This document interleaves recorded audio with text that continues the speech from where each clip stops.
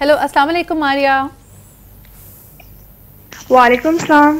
Maria, your achievements are truly inspirational. हमें बहुत खुशी है, माशाल्लाह से आप असिस्टेंट कमिश्नर बन गई हैं और आपकी जर्नी लोगों के लिए मशाल रहा है। मुझे बताइए किस तरह के चैलेंजेस, मसाइल, रोड ब्लॉक्स का आपने शुरुआत में सामना किया? पहले तो आपका शुक्रिया कि आपने मुझे अपने शो में बुलाया। ये तो मुझे भी नहीं पता था कि मेरी जर्नी इतनी इंस्पायरेशनल होगी।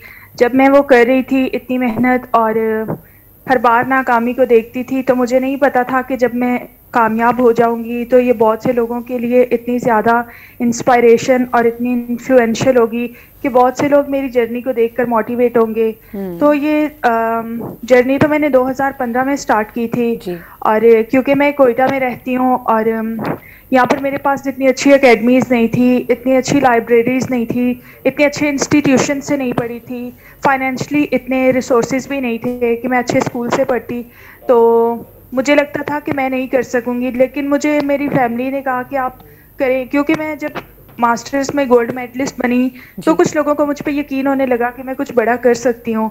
तो जब उन्होंने मुझे मोटिवेट किया तो मैंने इस फील्ड में, इस मैदान में कदम रखा कि मैं मुकाबले का इम्तिहान दूँ।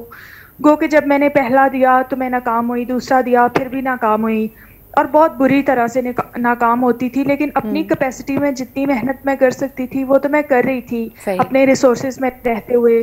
और फिर एक वक्त मुझे ये एहसास होने लगा कि शायद मैं अच्छे स्कूल से नहीं पढ़ी तो मैं नहीं कर सकूंगी, क्योंकि जब मैं देखती थी जो लोग कामयाब होते हैं वो बड़े बड़े अदारों से पढ़े हैं, तो मुझे लगता था कि शायद मैं नहीं कर सकूंगी। तुम्हारी आपको लगता तो है भी ये मुझे जो absolutely I really want to highlight this point कि ये एक ऐसी सोच है, ये एक ऐसी फीलिंग है जिससे बहुत सारे हमारे मुल्क के नौजवान गुजरते हैं। उनको लगता है कि उनका बैकग्राउंड क्योंकि स्ट्रांग नहीं है, शायद माँ बाप अमीर नहीं थे, अच्छे स्कूल में नहीं भेजा, तो ये दायरा आपको लगता है सबसे इंपॉर्टेंट चीज़ यही है कि इस हर्डल को क्रॉस किया जाए और अपनी सेल्फ वर्थ को, सेल्फ कॉन्फिडेंस को बढ़ाया जाए?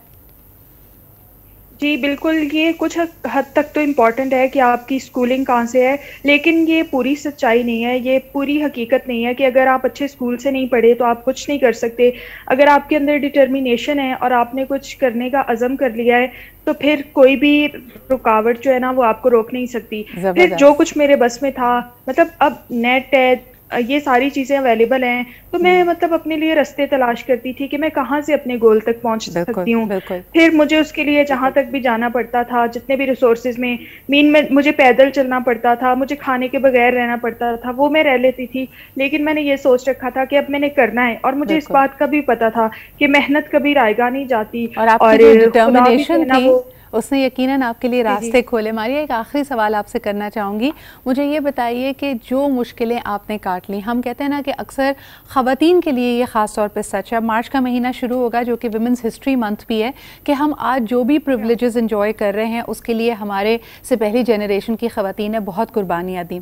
तो अब आने वाली लड़कियों के लिए और नौजवानों के लिए आप जिस रास्ते से गुजर गई हैं उसमें मज़ीद अगर आसानियाँ पैदा करनी हो तो आप क्या कहेंगी और क्या किया जा सकता है?